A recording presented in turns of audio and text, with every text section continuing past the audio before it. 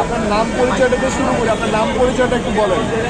আমার নাম মোহাম্মদ আনিসুর রহমান, আমি নাটক থেকে এসেছি। আমার প্রিয় নেতা রুহুল কুদ্দুস তালুকদার দুলু সাহেবের পক্ষ থেকে এই বিগত 17 বছর মিথ্যা মামলার অনেক শিকার হয়েছি এবং এই দল করতে যায় অনেক লাঞ্ছিত হয়েছি, একাধিকবার জেলে গিয়েছি এবং এই 7 বছরের জন্য আজকে 2005 সালের পর থেকে অনেক অত্যাচারিত, অনেক লাঞ্ছিত, অনেক বঞ্চিত।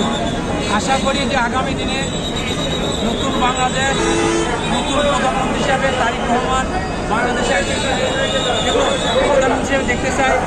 দেশ নেত্রী বেগম খালেদা জিয়া চিকিৎসা শেষে বাংলাদেশে ফিরে আসছে এবং আমাদের নেত্রী একটা কথা বলেছি এর আগে যে আমাদের দেশের বাইরে বাড়িও নাই, ঘরও নাই, দেশের বাড়ি দেশের ঘর।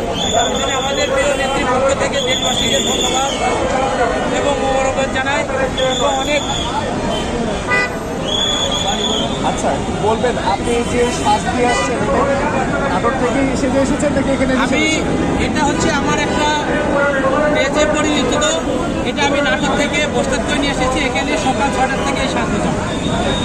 এটা আমি সারা দেশে এরকম যত প্রোগ্রাম হয় প্রোগ্রামে সাহায্য করে থাকি। এর কারণটা কি? এর কারণ এই দল করতে যা মায়ের খাইছি, একাধিকবার জেল খাটেছি।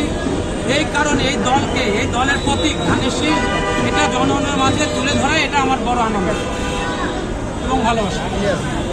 আচ্ছা, এই যে ধানের শীষ করেন, শরীর চুলকানো বা অসুবিধা হয় না? বর্তমান হাসিনা থাকতে যে চুলকাইছে, যে চুলকাইছে আমাদেরকে, তার সাথে অনেক শান্তি আছে। এই চুলকানি সেই চুলকানি মনে হয় না, কারণ এটা অনেক আনন্দিত মনে হয় ধানের শীষ। আপনার পুরো নামটা আরেকবার বলবেন। আমার পুরো নাম মোহাম্মদ আনিসুর রহমান, আমি নাটক থেকে এসেছি। আপনি কি করেন? আমি নাটোরে হচ্ছে রিক্সা চালাই এবং আমি জেলা শ্রমিক দলের প্রচার সম্পাদক। ধন্যবাদ।